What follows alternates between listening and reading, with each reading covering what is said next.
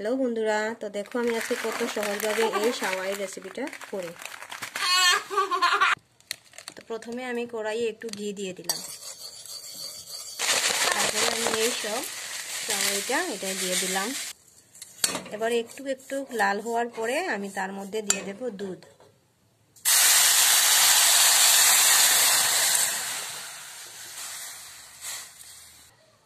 তার মধ্যে দিয়ে দিলাম এলাচ। এবার দিয়ে দেব চিনি।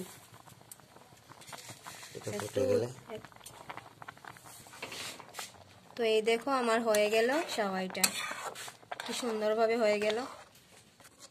তো এই দেখো আমার সাওয়াই রেডি।